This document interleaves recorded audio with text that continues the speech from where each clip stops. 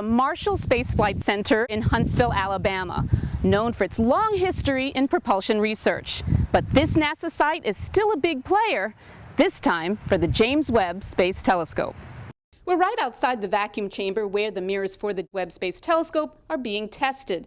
Back in the 90s, this facility was used to test out one of NASA's great observatories, the Chandra X-ray Observatory.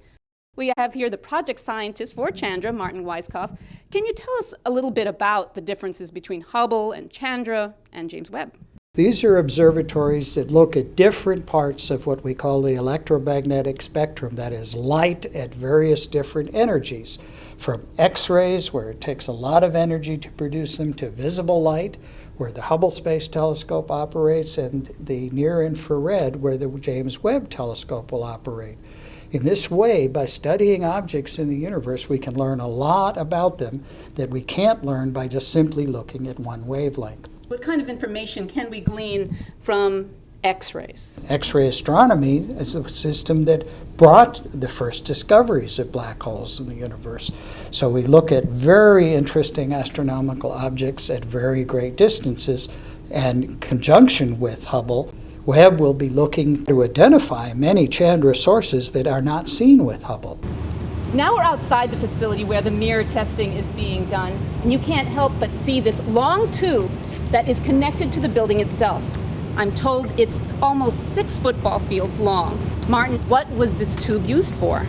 This tube is very important for separating the telescope that was on the Chandra X-ray Observatory from X-ray sources located at the other end of the building.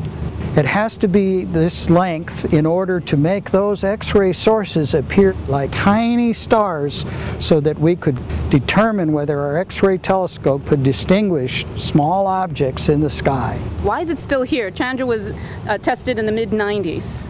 It's still here because it's very, very useful for many programs. The vacuum chamber is being used to test the Webb optics, and we hope to be testing X-ray telescopes in future programs. Well, thanks for your time, Martin. You're quite welcome. The testing here for the Chandra Observatory ran about 6 months, from 1996 to 1997. Then the telescope was sent off to be integrated with the rest of the observatory. Chandra was launched on July 23, 1999.